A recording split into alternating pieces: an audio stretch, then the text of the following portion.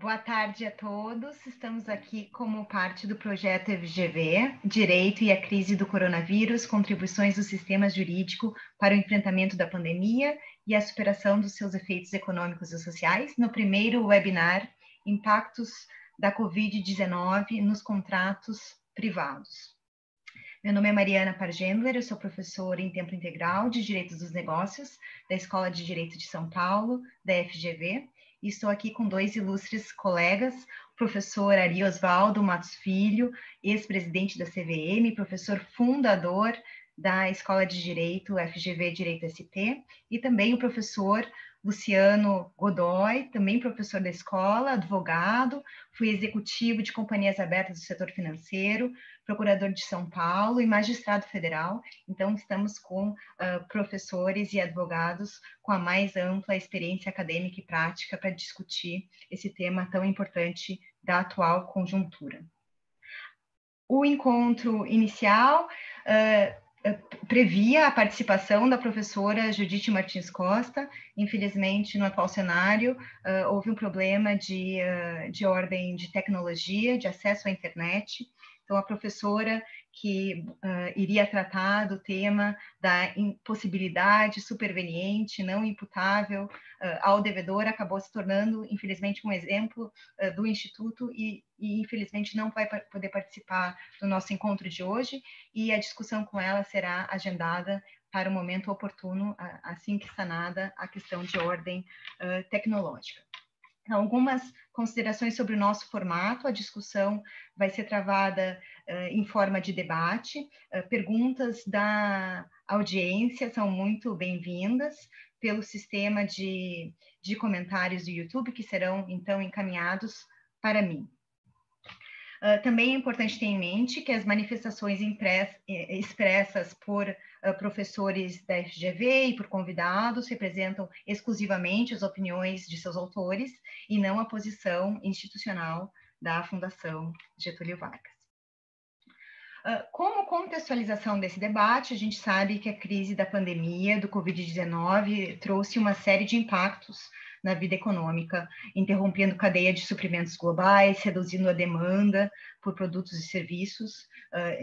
Pessoas físicas e empresas tiveram perdas expressivas na sua renda, no seu faturamento, e enfrentam muitas vezes dificuldades para honrar os compromissos assumidos contratualmente. São muitos setores produtivos e tipos de contratos potencialmente afetados pela atual crise, contratos de aluguel, inclusive em shopping centers, contratos de EPC, contratos de fornecimento de energia elétrica, contratos de empreitada, contratos de M&A, como Stock Purchase Agreements, ou SPAs, e acordos de investimentos, contratos de dívida e seus covenants financeiros, contratos de fornecimento, contratos financeiros, derivativos em geral. Então, surgem as questões: como a crise afeta os contratos que já foram celebrados e vêm sendo cumpridos, contratos esses de longa duração, e também contratos que já foram celebrados pelas partes, mas cujo adimplemento principal, o fechamento, ainda não aconteceu. As dúvidas são muitas, e neste webinar a gente pretende tratar de temas que interessam a empresários, a advogados de perfil consultivo, de perfil transacional, de estruturação de operações, e também da área contenciosa e de arbitragem na seara de contratos.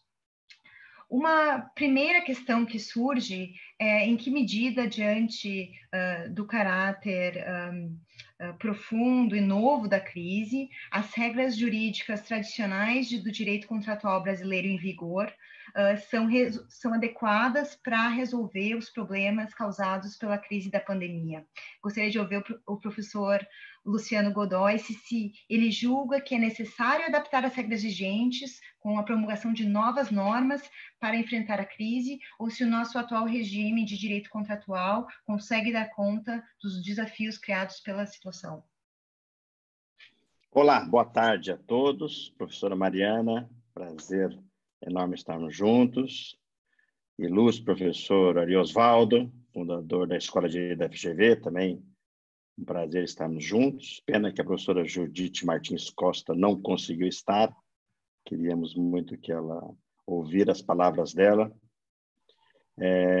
Eu não quero muito chover no molhado, mas começando a dizer algo que acho que já ouvimos algumas vezes. Estamos vivendo algo diferente de tudo que já vivemos. A crise de 2008, que foi uma crise de sistema financeiro, basicamente de contratos de empréstimos bancários, não se compara a essa. O que usamos de instrumentos para resolver conflitos naquela época não vai servir de precedentes. E também outras crises da época da hiperinflação no Brasil, anos 90, até a chegada do Plano Real, que temos aí os choques econômicos para combater a inflação, geraram uma série de precedentes sobre revisão dos contratos que também não vai nos servir hoje em dia. E eu discutindo já recentemente com os meus colegas de escritório, quando a gente olha o Código Civil, quando a gente olha os precedentes brasileiros, eles estão muito ancorados numa história de revisão de contratos baseados ou na hiperinflação ou em max desvalorizações cambiais, que foi a história que o Brasil viveu nos últimos 30, 40 anos. E agora estamos vivendo algo totalmente diferente e que vamos ter que encontrar soluções dentro do direito que nós temos. Então, só para jogar a primeira ideia, acho que as nossas normas serão suficientes e terão que ser suficientes. A norma que o Congresso está editando para contratos privados é uma norma transitória e o direito das obrigações, o direito civil, o direito empresarial vai estar muito baseado em 3 pontos. A boa-fé contratual, isto é, o que as partes pretendiam, qual era aquele equilíbrio da base dos contratos, que foi agora desequilibrado. Numa questão de força maior, que ninguém previa, e numa questão que vai ser mitigada da onerosidade excessiva dos contratos, porque não é porque tem onerosidade para um que terá vantagem por outro. Nós teremos aqui onerosidade para ambas as partes. Então, contando um caso que me noticiaram ontem, uma feira de moda em São Paulo, estava quase pronta para ser inaugurada e todos os 100 expositores tiveram seu cancelamento, seus investimentos perdidos. Só que o dono da feira de moda também teve prejuízo, não tem como reembolsar o que cada um deles, daqueles pequenos comerciantes, investiu para aquela feira de moda, porque o prejuízo é de ambos os lados, então a onerosidade excessiva é algo que vai ser olhada de forma relativa.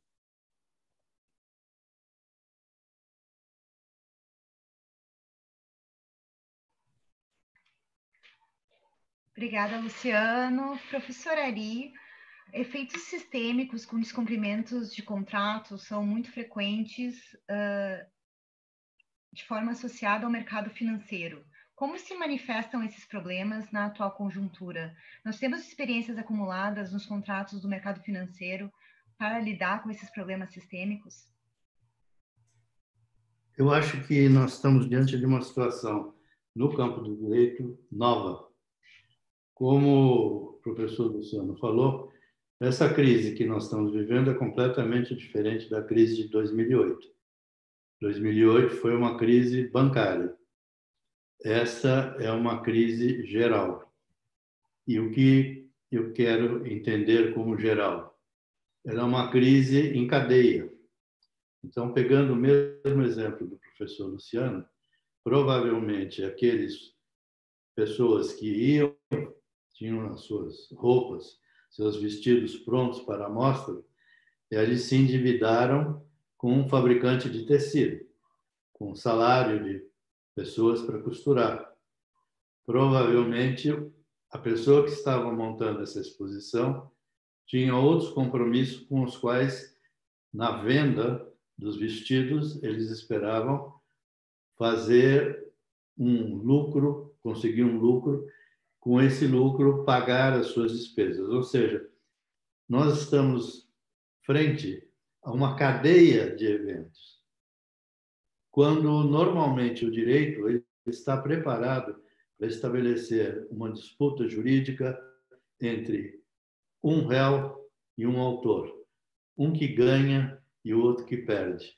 E a disputa é mediar qual é esse ganho, e aí vem todas as teorias e normas do Código Civil estabelecendo o ganho não pode ser injusto, etc, etc, etc.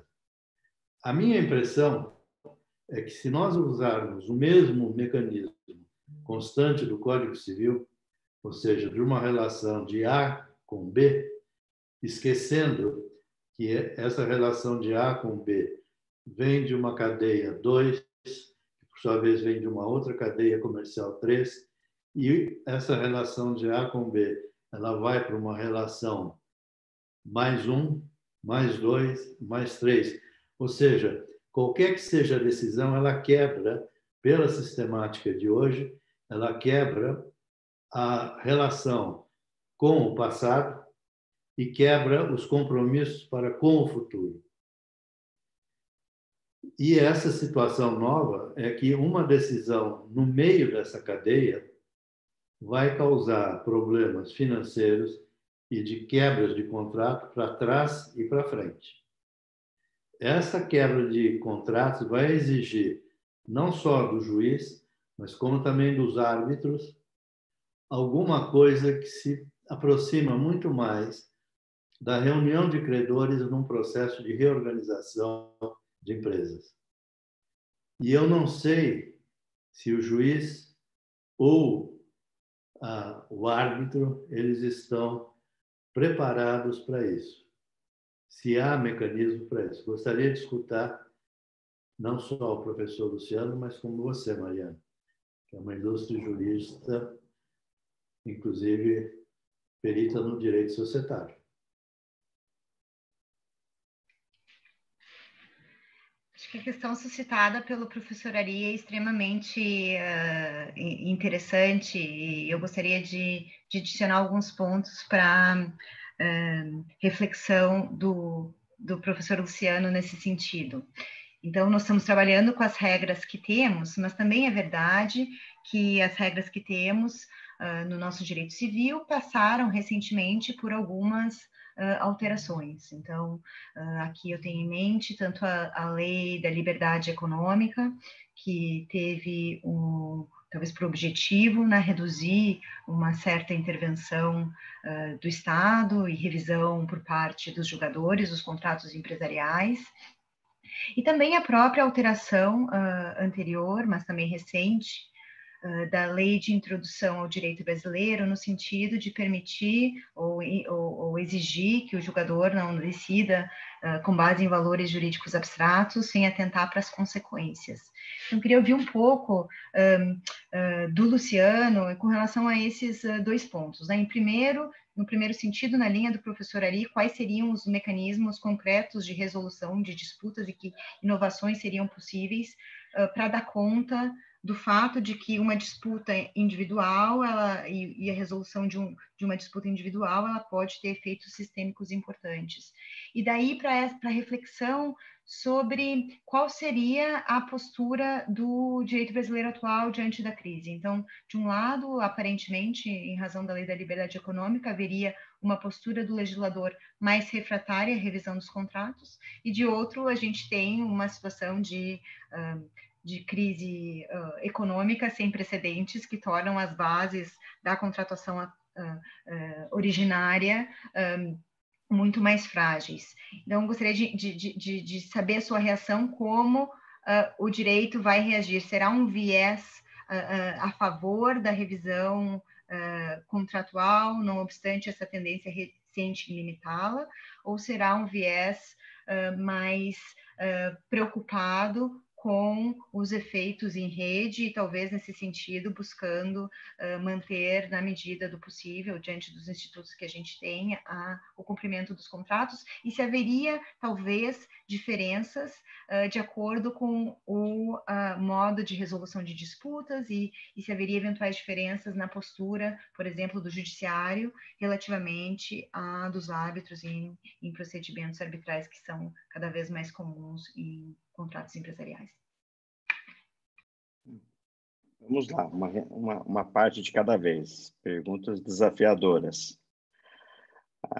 O primeiro ponto é que todos nós, eu, Mariana, Osvaldo, o grupo que está nos ouvindo, a Escola de GV de São Paulo, a Escola de GV do Rio, todos nós buscamos, há algum tempo, reafirmar o discurso da necessidade de cumprir os contratos, de buscar segurança jurídica, e é isso que veio na lei de alteração da lei de introdução ao Código Civil na lei de liberdade econômica, né?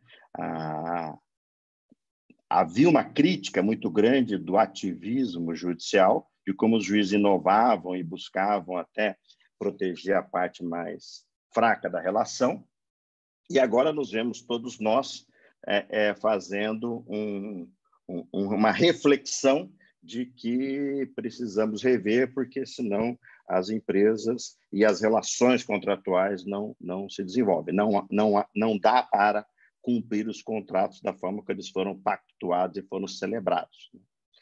Então, assim, às vezes eu me paro nas minhas reflexões um pouco com esse pensamento. E hoje, relendo essas duas leis, a Lei de Introdução ao Código Civil Brasileiro e a Lei da Liberdade Econômica, eu fiquei pensando que os legisladores e os fomentadores dessa legislação jamais poderiam imaginar que, num prazo tão curto de tempo, a gente ia viver uma situação dessas, né?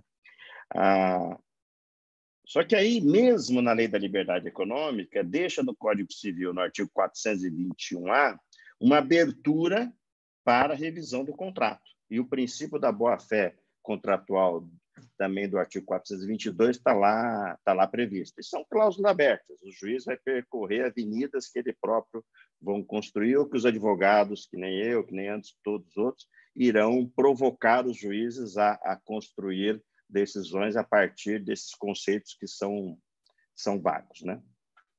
Agora, respondendo, então, ao professor Ari Osvaldo, né? Nós não temos veículo hoje de solução de litígios a não ser a mediação para resolver um conflito de uma cadeia produtiva, né? Quer seja uma cadeia que envolva infraestrutura, energia elétrica, porto, rodovia, todos vão estar afetados, ou o comércio varejista, nesse pequeno exemplo que eu dei de uma feira de moda em São Paulo, que tem os expositores, tem os prestadores de serviço, tem o pavilhão da feira e tem o promotor, o produtor da feira.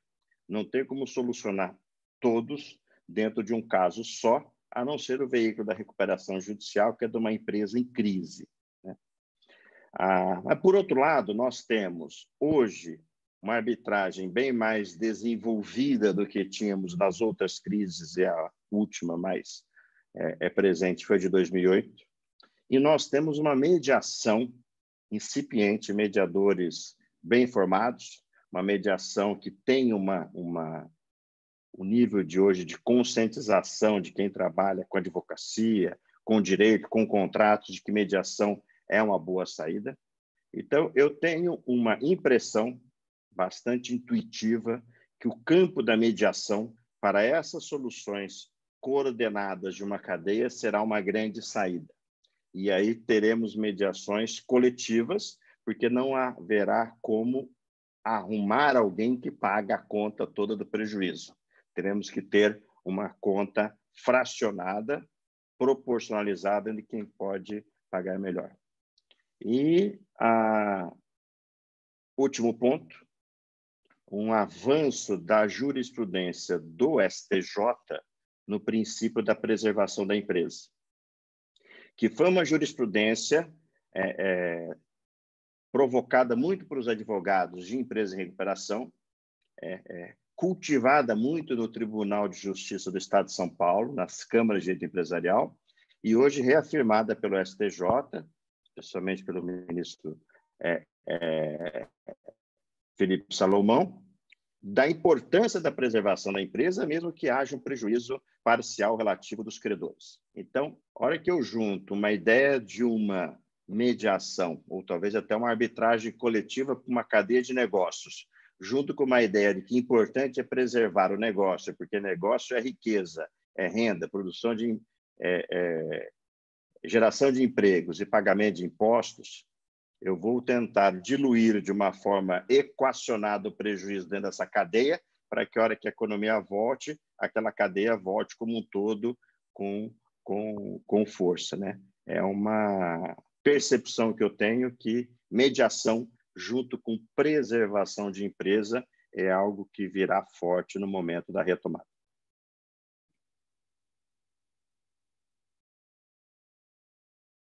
Queria entrar no meio.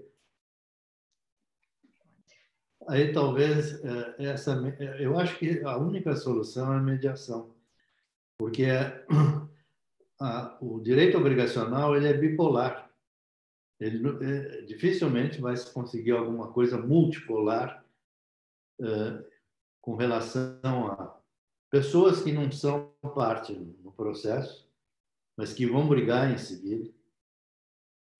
A mediação vai ter que levar em consideração a legislação trabalhista, que tem um outro viés de proteção do empregado, e o viés tributário, que tem outro viés de arrebentar tudo, mas eu quero receber o dinheiro da União, ou dos estados, ou dos municípios. Então, essa situação nova, eu acho que vai poder provocar para aqueles que militam na área e aqueles que dão aula e pensam nesse problema, em soluções outras, porque, obviamente, nenhum legislador, quando fez o seu projeto de lei, que foi enviado para o legislativo, cujo legislador debateu isso, nenhum deles estava pensando numa situação como essa.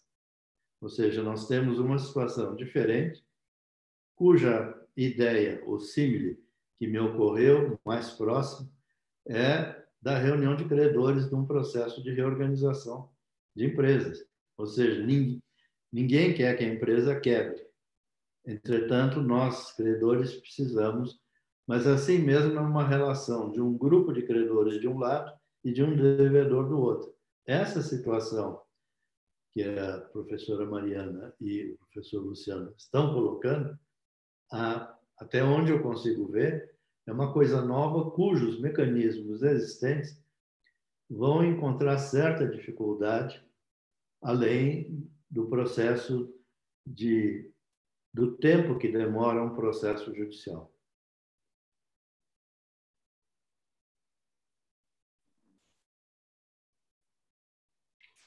Professor Luciano? Posso falar? Então, só para pegar o gancho aqui do professor Ari, tanto a mediação quanto a arbitragem coletiva, elas são muito incipientes no Brasil, mas acho que são institutos que vão ser provocados e testados a resolver esses problemas, né? A mediação, a meu ver, melhor, porque a solução vai estar na mão dos próprios participantes da cadeia. Só que exige desse grupo um nível de consciência de que eu tenho que perder um pouco para que todos percam um pouco, que às vezes a gente não consegue ter esse amadurecimento num grupo muito grande de pessoas. E aí a arbitragem coletiva, que tem, vamos dizer, um início nos Estados Unidos em situações de consumo, mas que no Brasil veio muito forte nos litígios agora derivados da Lava Jato em relação à disputa de minoritários contra companhias, que os minoritários compraram aquelas ações acreditando que as companhias tinham controles de compliance, de legalidade alta, e agora cobram indenização pela sua desvalorização do ativo. É uma situação também que pode resolver e aí soluciona-se por meio de uma decisão de um árbitro que vai impor uma decisão, né, a esse conjunto. Então, para algumas situações onde o nível de, vamos dizer, de amadurecimento das partes não é tão grande, talvez uma arbitragem do grupo todo seja a melhor solução. Porque, concordo, se ficarmos com litígios esparsos, um litigando contra o outro, quer seja na justiça, quer seja arbitragem, nós vamos chegar a uma perda de valor de empresas, perda de valor dos negócios e perda de valor das cadeias produtivas ao qual os negócios estão ancorados, né? Mas me preocupa a sensação de que, nesse primeiro momento, cada um quer salvar o seu negócio, né? E menos preocupado com a salvação da cadeia produtiva ou da economia ali daquele segmento. Professores, uma pergunta agora da audiência do Rafael Saraiva. Ele pergunta como reduzir a judicialização da pandemia. Já foi abordada a possibilidade da mediação, mas na medida em que essa alternativa não for adotada pelas partes, seria o caso de ter outras estratégias para se reduzir essa judicialização, ou será que a judicialização não é necessariamente um problema? Posso começar? Então, eu sou advogado e vejo do meu lado do balcão muitos clientes que usam o processo judicial com toda a legitimidade para judicializar a relação jurídica, e aí o processo judicial arbitral é a ponte de passagem pela crise. Então, eu vejo como um fenômeno normal, vejo como um fenômeno que aconteceu nas outras crises e que levará algumas situações a um estresse agora e depois a uma situação de acordo por meio de uma mediação, de uma composição, depois que a crise se passar, quando a situação econômica estiver mais clara, né? Ouvindo com quem a gente trata, com os nossos clientes, hoje não tem nem bases para se fazer um acordo de reequilíbrio de um contrato, por exemplo, numa compra e venda de empresas. Não se sabe qual será o cenário econômico, qual será a taxa de juros, qual será a demanda daquele mercado, quanto será o empobrecimento das famílias brasileiras, como será o consumo. Então, a opção é não pagar, reservar um caixa da empresa e esperar passar o furacão. E depois, num cenário econômico onde eu tenha alguma claridade de futuro, de como eu posso fazer as minhas contas e tocar o negócio, esses casos que são casos, vamos dizer, gerados pela quarentena, pela Covid, pelo coronavírus, eles servirão de ponte ao fim da quarentena e virão depois numa situação de composição. É assim que eu vejo e não vejo um problema nisso.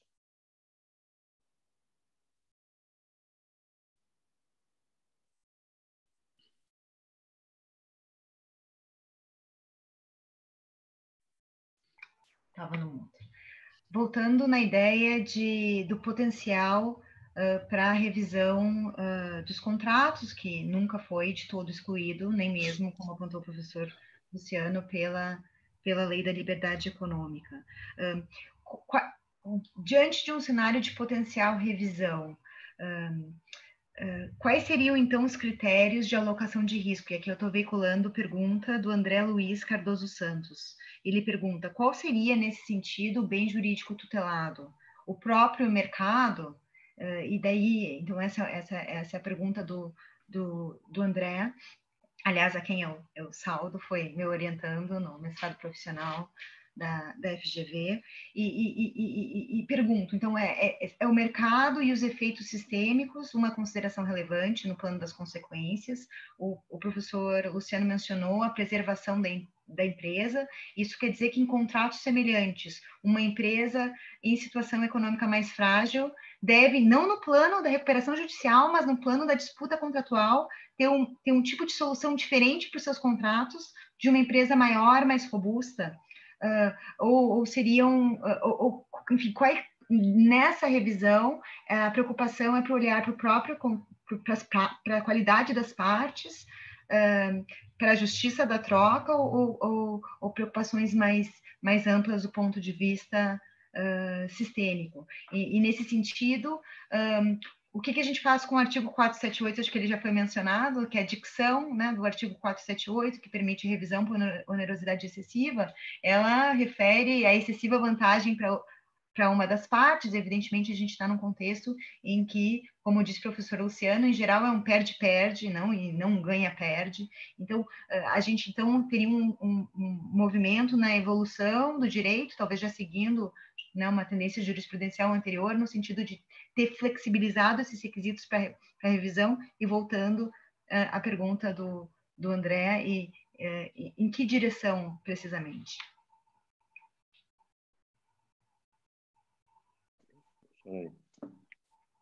Começa, professor Ari, por favor. Não, eu ia apenas... Não, obrigado por me mandar falar na frente, mas eu acho que eu vou te complicar mais a vida.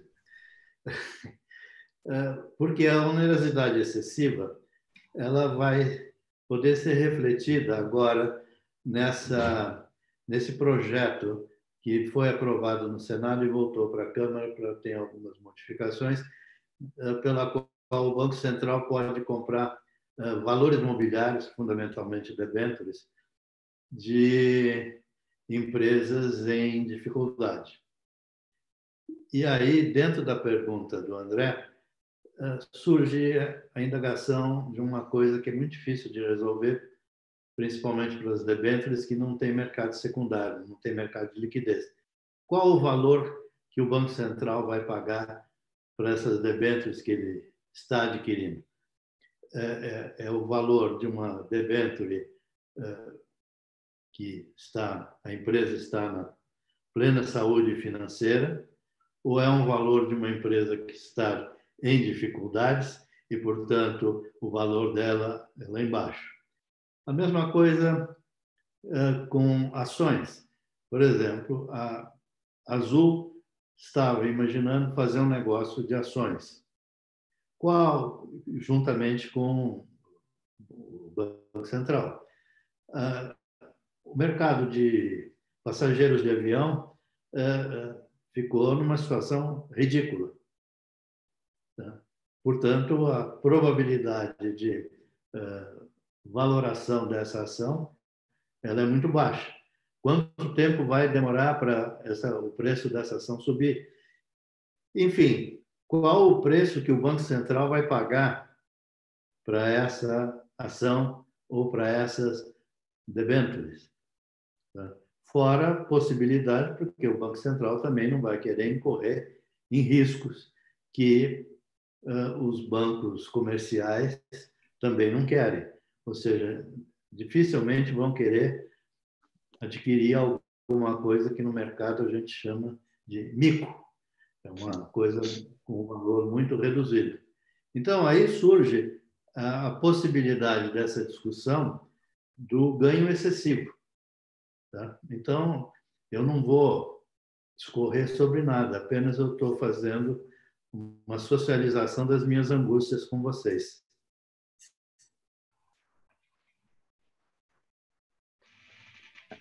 Não, que são as mesmas angústias nossas, né? Nada mais difícil do que colocar valor em um negócio, né? Em uma empresa e em uma companhia, né? E nesse cenário ainda de incertezas de como será a economia brasileira depois, a sua capacidade de recuperação e o mercado de consumo de qualquer segmento, hoje não tem como precificar essas debêntures, né? Por isso que eu vejo alguns casos onde o litígio vai servir para ultrapassar a ponte até as coisas clarearem, né? E se não tiver uma composição por meio de um acordo ou numa mediação que se chega a um valor razoável, inclusive com o potencial que essa empresa tem de crescer numa situação, vamos dizer, em ambiente de normalidade, vai acabar na mão de um avaliador, de um perito, de alguém terceiro, técnico, que vai colocar o preço se o caso tiver em litígio processual ou arbitral, que é uma solução muito ruim, né?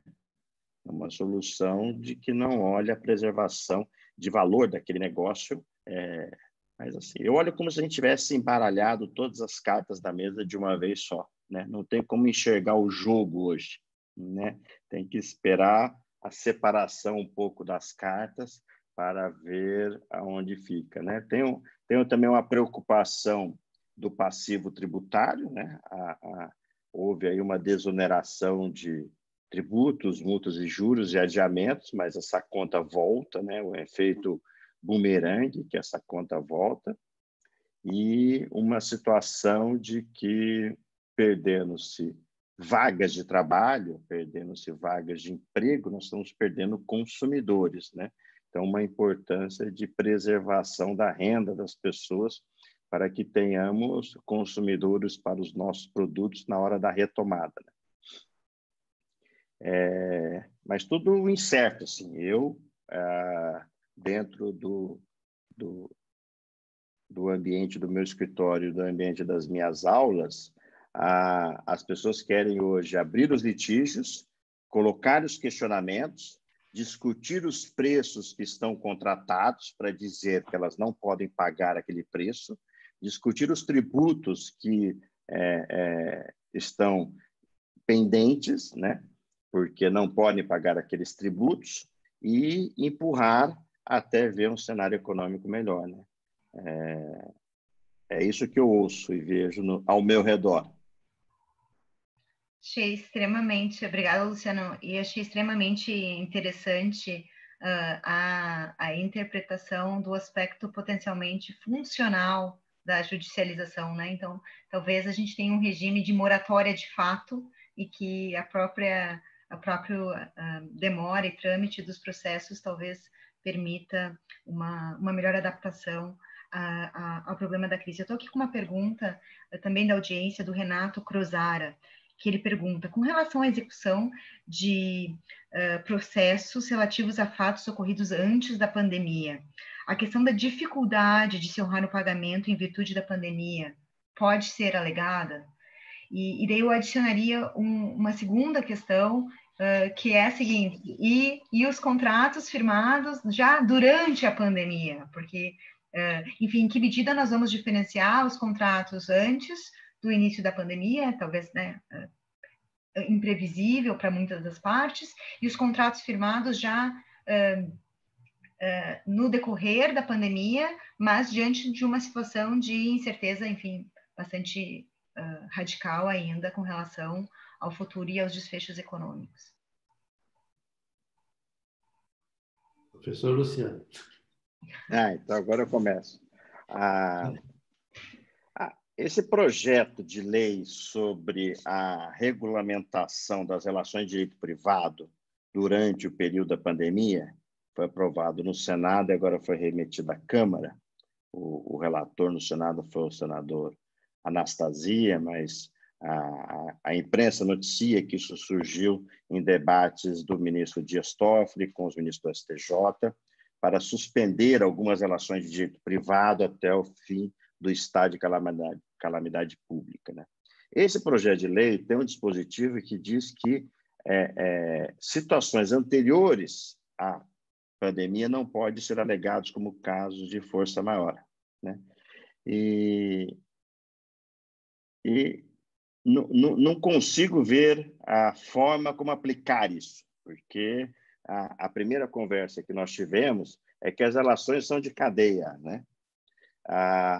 Vimos aí no jornal que acordos trabalhistas firmados em casos transitados em julgado, o juiz autorizou a parada de bloqueios quando a empresa levantamento de depósito já tinham sido feitos, porque era importante aquele caixa para preservar os empregos, e deixa o acordo trabalhista de caso transitar em julgado para decidir depois, né?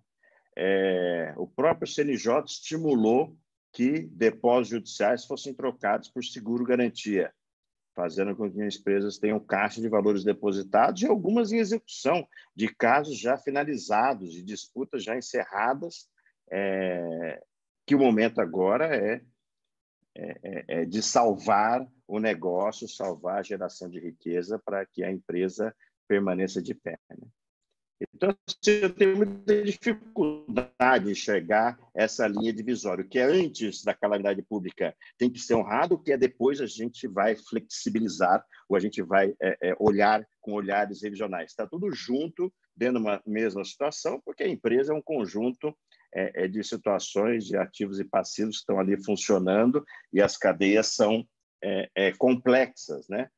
Os contratos, alguns de longo prazo, e as situações dentro ao próprio período da pandemia está se modificando. Não se sabe hoje quanto tempo vai durar, se seria 30 dias, 40 dias, 60 dias.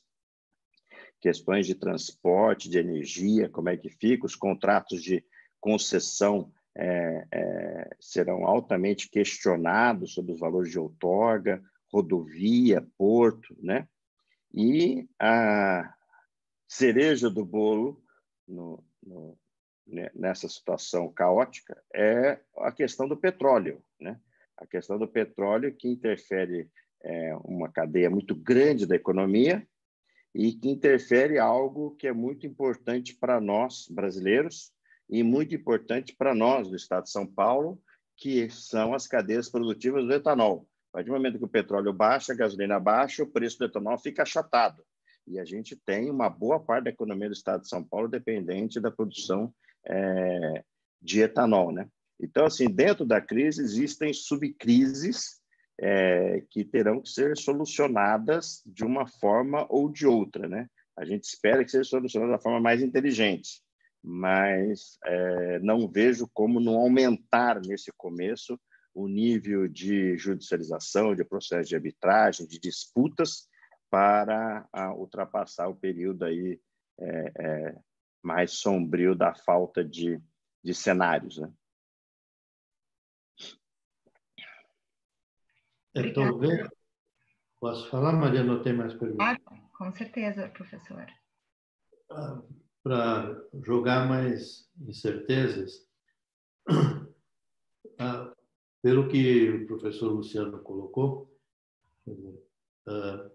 hoje em dia, uma das tendências do judiciário tem sido manter a empresa, ou seja, os direitos pré-constituídos eles vão entrar numa espécie de ponto morto e deixa a empresa pegar o caixa, porque o caixa é fundamental para manter a sociedade de pé e talvez manter empregos, etc, etc, etc. Ou seja, é mais uma lógica nova que é introduzida no modelo tradicional do direito das relações bilaterais. Então, quando um juiz do trabalho, como o professor Luciano colocou, diz: levanta esse dinheiro e volta para a empresa, ou não precisa colocar esse dinheiro para pagar o empregado ganhador. Então, isso coloca ainda mais uma outra coisa, um outro modelo que também nós não tínhamos ele como válido, nem inexistente no nosso horizonte. Ou seja, o mundo mudou. E o conjunto de normas cogentes continuou o mesmo. Então, também não vai dar tempo para se colocar em novas normas. Aí, talvez, essa ideia do presidente do Supremo, ou essa colocação do presidente do Supremo, CNJ também, seja alguma coisa de como está muito confuso para tudo. Seria isso, Luciano? O CNJ autorizou. Na verdade, é uma normatização muito interessante, porque ele não autoriza nem determina. Ele estimula que os juízes olhem com bons olhos os pedidos de levantamento de dinheiro e a troca de garantias em casos onde haja depósito judicial, né?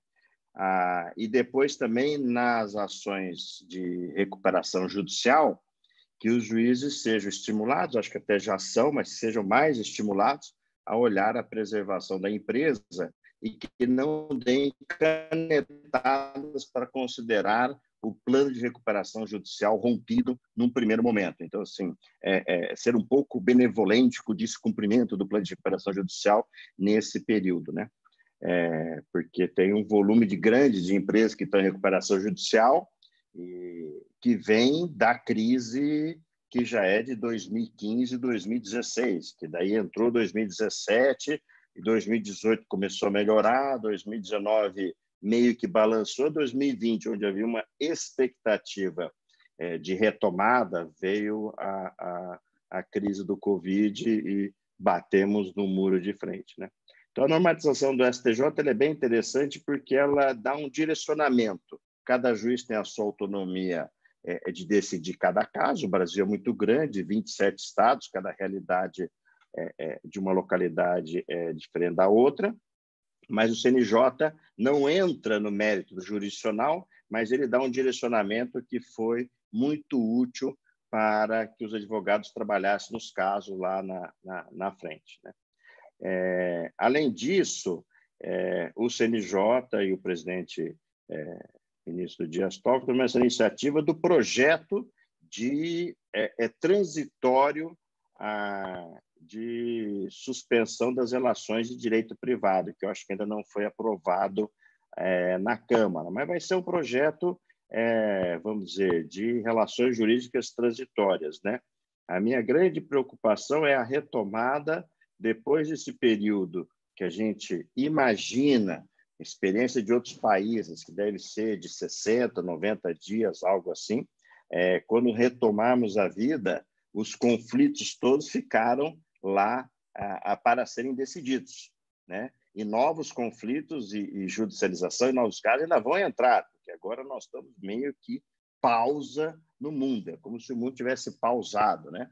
E aí esses conflitos virão e teremos que dar soluções a eles num cenário de uma certa recessão e depressão da economia para a preservação de negócios e recuperação de empregos, né? Mas eu tenho um otimismo latente de que nós estamos mais preparados para lidar com esses litígios e conflitos hoje do que estávamos em outros períodos onde esperávamos uma decisão do judiciário, ou esperávamos até uma decisão final de um tribunal superior para dar a questão como resolvida, e com isso passavam-se muitos anos, né? Hoje temos, para quem está dentro do conflito, vários botões aí para apertar e continuar o contrato. Eu acho que a preservação da relação contratual, isso que nós falamos no início, a preservação da cadeia produtiva, daquele conjunto de contratos coligados por meio de uma arbitragem coletiva, de uma mediação coletiva, preservando a relação contratual, que o barco dá aquela balançada, mas as pessoas continuam contratadas, vejo como a solução mais inteligente, porque as pessoas daquela feira de moda, que agora estão todas querendo ressarcimento do seu dinheiro, e o dono da feira não tem como ressarcir, no ano que vem, se trabalharem direito, terão novamente a feira e tirarão o seu retorno financeiro. Queria combinar duas questões do público sobre as questões sistêmicas em cadeia.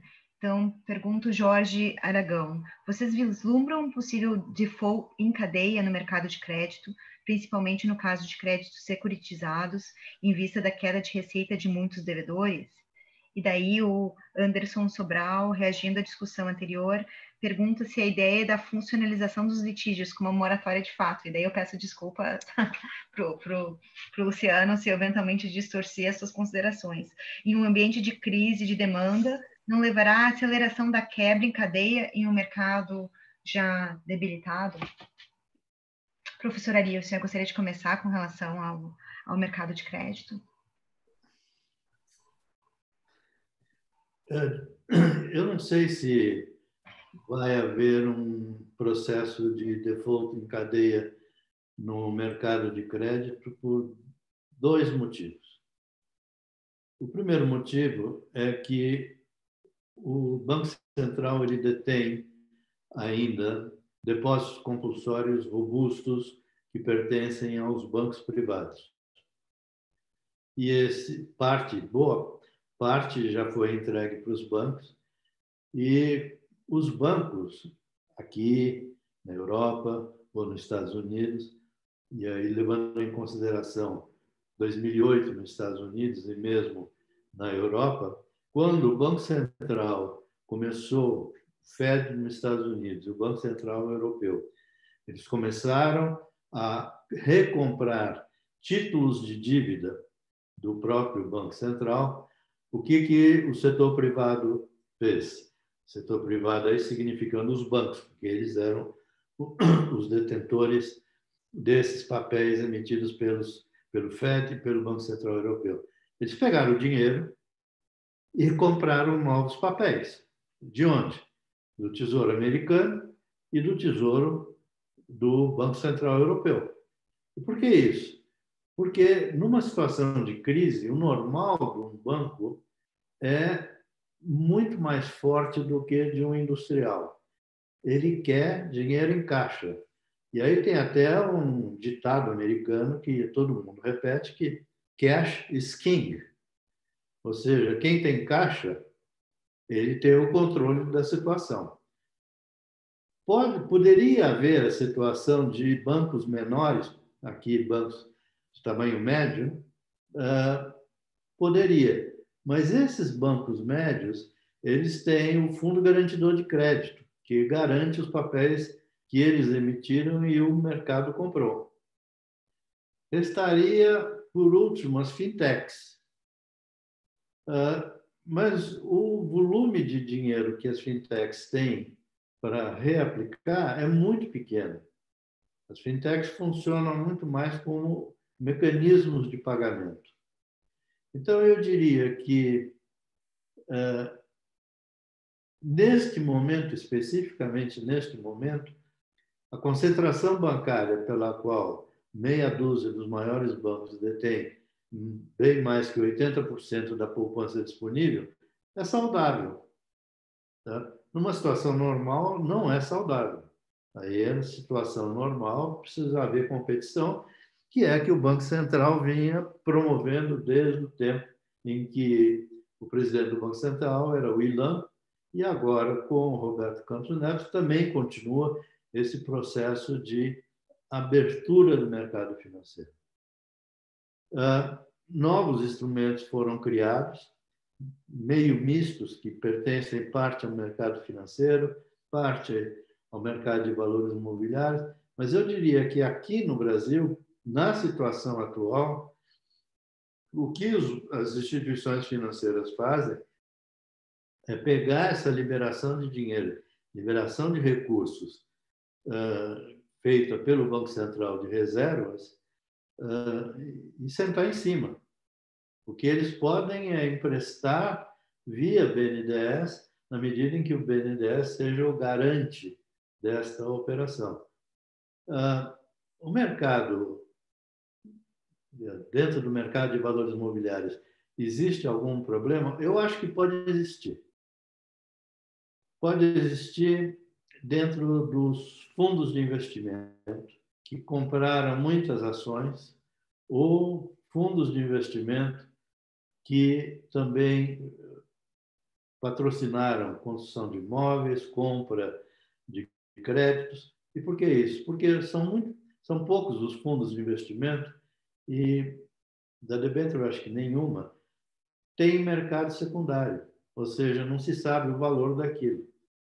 Então, de um lado, é ruim porque não tem liquidez. Tá? Se você pegar, por exemplo, as pessoas físicas que compraram pelo incentivo fiscal essas debêntures para investimento em infraestrutura, que compraram debêntures de 20, 25, 30 anos, eles podem sentar em cima e fazer um testamento para os seus bisnetos, para eles eventualmente receber alguma coisa no futuro. Então, não tem problema porque não tem liquidez. Com parte dos bancos, eu acho que eles estão muito bem calçados e os bancos são conservadores. Isso não tem a menor dúvida.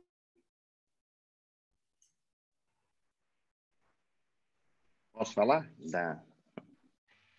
Você usou uma expressão,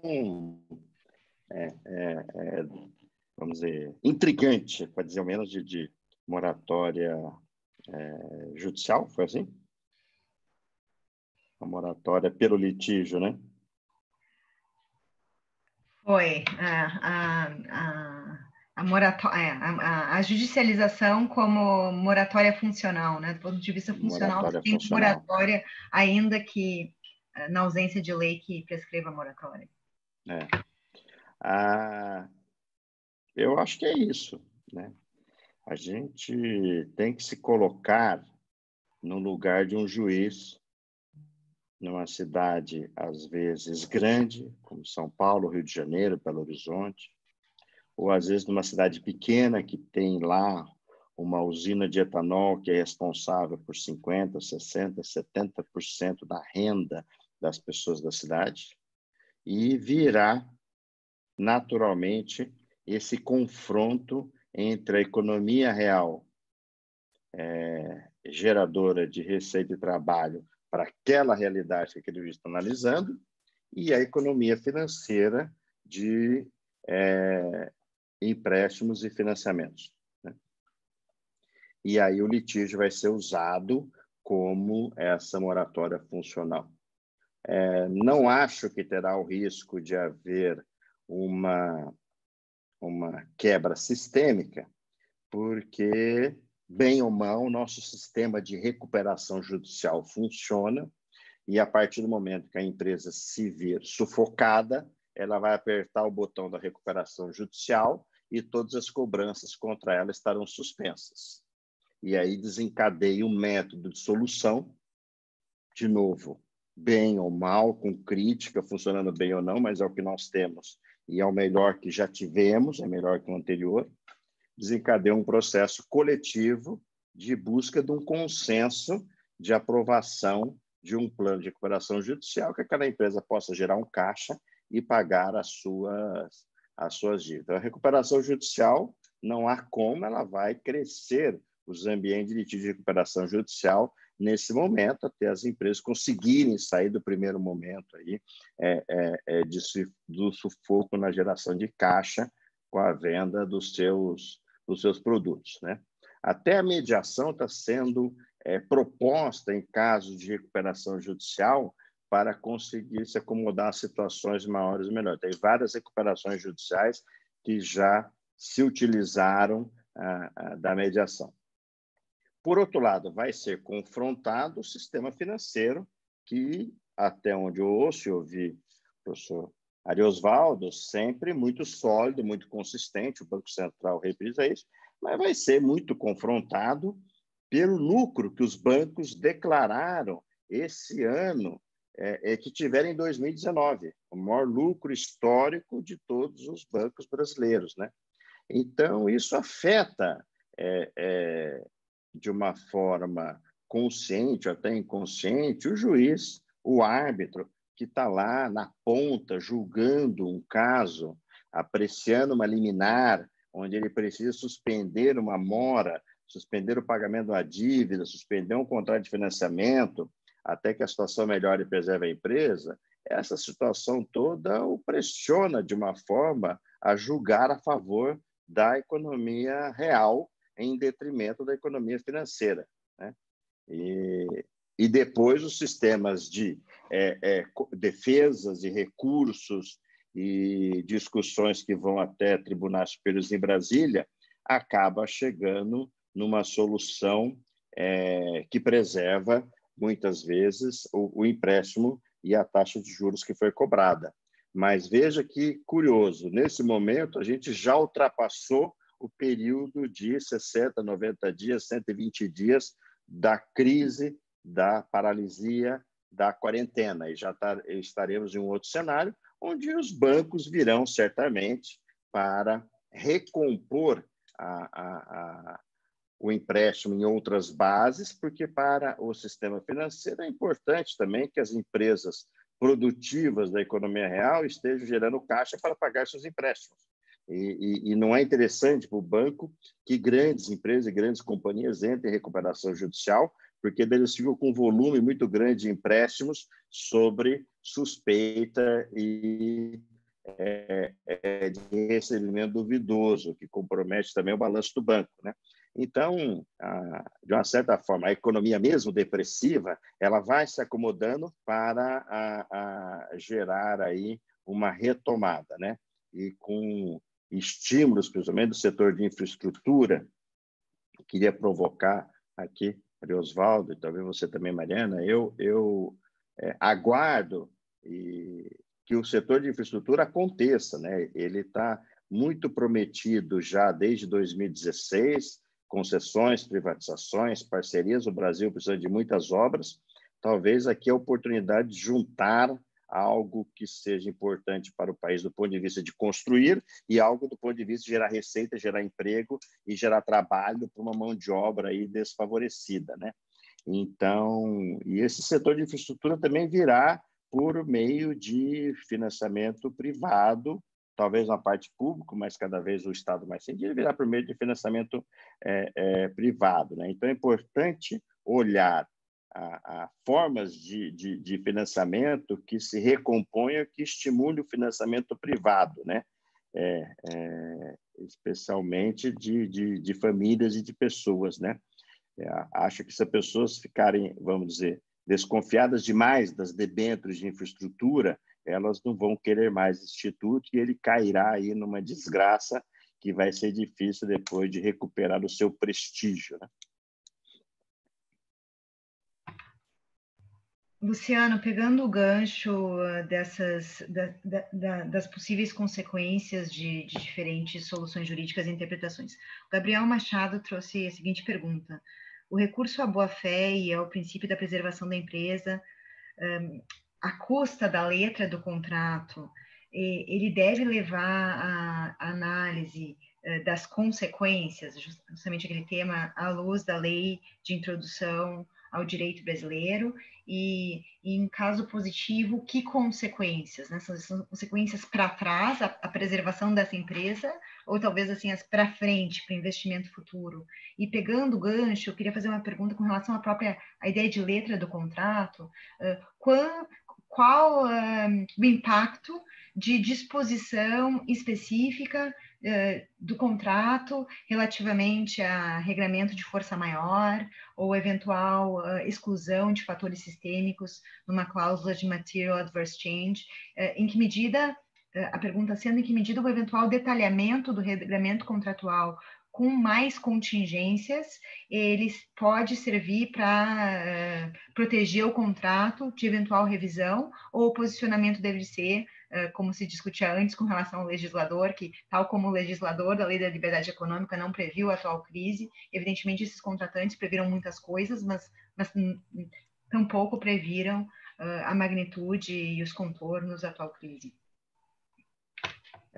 A primeira resposta mais simples, que é a primeira, sobre o artigo 20, né, da nova lei de introdução ao Código Civil, que o juiz precisa levar em conta as consequências práticas da sua decisão, né? E a motivação de uma decisão judicial demonstrar a necessidade e adequação da medida imposta ou da invalidade do contrato, ajuste, inclusive em face de possíveis alternativas, né? De novo, vamos sentar na cadeira de um juiz lá com uma questão básica hoje aí que está, ele defere ou não defere o levantamento de um depósito judicial de um caso onde um banco conseguiu uma penhora online de contas financeiras para pagar uma dívida de capital de giro atrasada. Deve ter alguns milhões de casos desses espalhados aí pelo Brasil, né? E, a meu ver, o juiz vai deferir o levantamento de depósito, depois lá na frente vê de novo como é que faz, porque essa aplicação da Lei de Introdução ao Código Civil, da Lei de Liberdade Econômica, são normas que deixam conceitos suficientemente abertos e vagos para que o juiz justifique, e aí vem a inovação e a criatividade do advogado na hora de fazer o pleito. Eu sempre lembro que a inovação da jurisprudência se dá por meio do voto vencido, que é o primeiro a desafiar a maioria do tribunal. Só que só existe um voto vencido porque tem um advogado que alegou algo que em algum dia alguém achava absurdo. E aquilo mudou a convicção de um que foi vencido e depois mudou a convicção da maioria. Então, os advogados, nos seus pleitos, deverão ser suficientemente criativos agora para olhar o negócio do cliente e fazer um litígio, um processo judicial, um processo arbitral, olhando no melhor interesse do negócio do cliente, né? E os juízes muito desafiados, né? Então, assim, não acho que essa legislação será uma legislação que vai impedir o sistema judicial, nem as arbitragens, de darem soluções inovadoras frente a um fato que é único e que não aconteceu, pelo menos no nosso ambiente, nos últimos 50 anos, né? Quanto à sua pergunta sobre a alocação de riscos no contrato e contratos com cláusulas mais fechadas, né? Eu volto de novo ao recente artigo 421-A, que mesmo dentro da Lei da Liberdade Econômica, ele deixa um espaço de revisão que sejam dados parâmetros objetivos para essa revisão. E aí a própria cláusula que fecha as hipóteses de revisão poderá ser revista, porque dentro de um valor maior, na minha opinião, olhando a estrutura do direito privado brasileiro, que é a boa-fé contratual,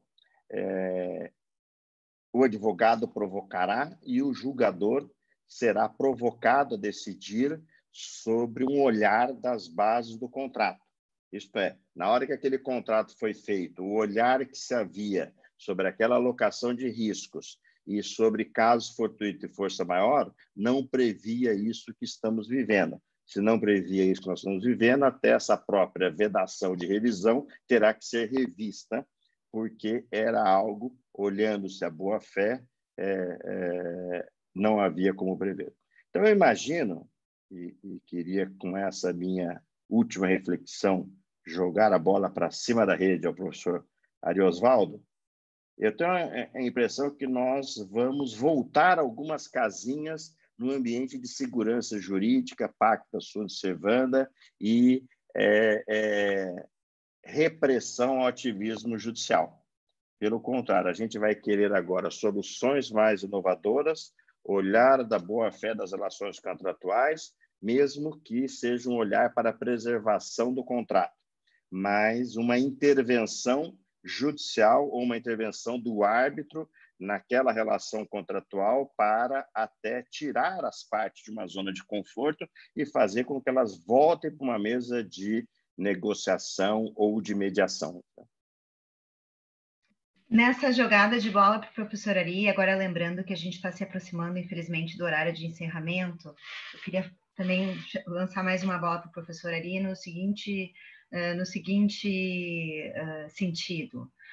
Então, se a gente estaria dando passos para trás na luta pela segurança jurídica, né, nessa meta, diante que os fatos da crise não foram previstos pelo legislador, e, portanto, se estaria diante de uma enorme oportunidade para retomada de soluções intervencionistas e heterodoxas, criativas, mas que talvez seja, né, segundo a sugestão do Luciano, o melhor possível diante da situação extremamente desafiadora.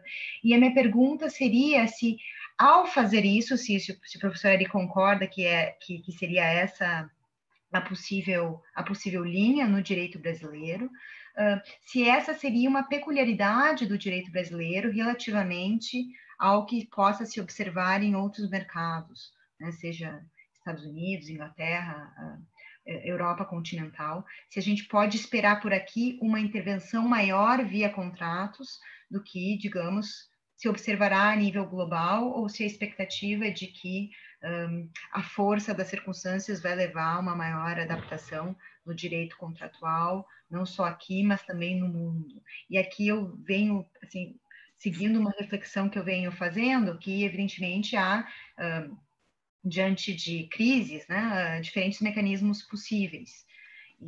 E um ponto que às vezes chama a minha atenção é que se não haveria uma tendência de sistemas, por exemplo, de common law, de colocar mais peso em mecanismos de bankruptcy, né, recuperação judicial e falências, em detrimento da revisão dos contratos, ao passo que talvez em sistemas de direito continental a gente aposte talvez em ambos os mecanismos, recorrendo também a possibilidade de revisão dos contratos, e pelo menos na Alemanha houve uma lei recente para aplicação na pandemia, com algumas mudanças, embora, né, temporárias, de caráter um pouco mais heterodoxo. Então, gostaria que o professor Ari desse compartilhasse conosco as suas experiências e sua impressão com relação aos rumos do direito brasileiro e em que medida isso vai ser parte de uma tendência global ou vai ser uma solução muito mais pautada pela nossa realidade particular?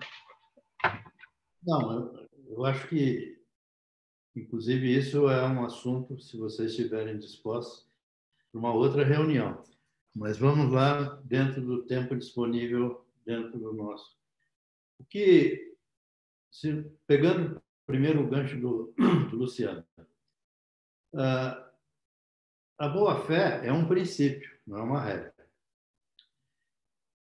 E o juiz, ele vai construir dentro deste princípio a sua conclusão, levando em consideração os fatos, etc, etc, etc. Estou colocando isso para entrar na pergunta da Mariana, na colocação da Mariana. Eu acho que nós estamos caminhando para onde o mundo europeu já foi, ou seja, o mundo dos princípios misturado com algumas regras, que é completamente diferente do mundo americano, porque no mundo americano o juiz cria os princípios. E essa criação de princípios é a criação de modificação da Constituição. Estados Unidos tem poucas modificações na Constituição, porque o Supremo ele legisla mudando, dando novas interpretações para a Constituição, que é a teoria da Constituição viva nos Estados Unidos.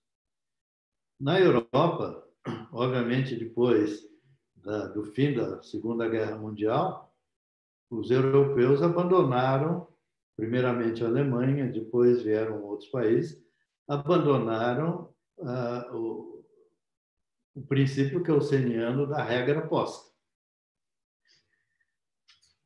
E eu acho que, se nós olharmos a legislação brasileira, ela vem colocando cada vez mais dentro do corpo do direito posto princípios. O que eu acho que está faltando entre nós é determinar os mecanismos que existem na Europa e nos Estados Unidos, muito embora não muito obedecidos, é da judicial restraint, ou seja, até que ponto o juiz pode ir no seu processo criativo. Entre dois princípios existentes na lei ou no texto constitucional, como é que ele balanceia, como é que ele harmoniza um desses dois princípios para que um prevaleça sobre o outro? Um princípio da Constituição pode ser declarado, uma regra da Constituição pode ser declarada inconstitucional por aplicação de um princípio? Essa é uma outra discussão enorme que tem na Europa. Não tem nos Estados Unidos, porque lá o judiciário ignora isso e, pura e simplesmente, pela interpretação histórica do texto constitucional de 1789, eles fazem a decisão valer como, se você, Mariana, que é bem chegada ao direito americano, pega a decisão em Brown, o Poder Judiciário Supremo americano julgou, numa coisa que eu acho justo, mas eu não vejo a lei dentro disso, da igualdade de crianças negras e brancas misturadas na mesma escola. quando a lei estadual diz que isso é competência do Estado. Tá? Então, eu acho que nós estamos vivendo desde 1950, por conta do susto que todos nós levamos pelas consequências do direito posto levado ao extremo por conta do regime nazista, do Terceiro Reich, o pêndulo foi bem para o outro lado agora. E esse pêndulo chegou aqui. Se nós pegarmos as decisões do Supremo brasileiro, encabeçadas por juízes que são neoconstitucionalistas, como Barroso, como Fachin, etc., nós estamos caminhando para um outro lado. Ou seja, eu acho que papel, certamente isso não resolve o problema, mas é o melhor que a gente consegue fazer. O juiz pode errar? Pode. O juiz, na sua decisão, como o Luciano colocou, fatos extra-processos na sua formação de convicção, coloca. Ele traz para a sua decisão ideias, traumas, conceitos religiosos, conceitos familiares, que não tem nada a ver com a lei, traz. E isso, o mundo dos princípios propicia. Ou seja, mas também o mundo das regras, levado ao extremo, ele também leva a um desastre. Então, a minha conclusão até hoje seria pura e simplesmente eu não sei. Ou seja, é o máximo que nós, seres humanos, conseguimos criar dois processos do que seja justo entre o direito posto e o direito do princípio. Mas esse negócio, se vocês quiserem, é uma discussão para a gente ter por mais de uma hora, porque é para onde nós estamos nos encaminhando, ou seja, partindo para os princípios, inclusive colocando vários princípios na legislação ordinária, colocamos vários princípios na legislação constitucional. A quem cumpre estabelecer as regras para esse princípio? O juiz, o legislador, através de legislação complementar à Constituição. Isso tudo precisa ser decidido. Isso tudo está...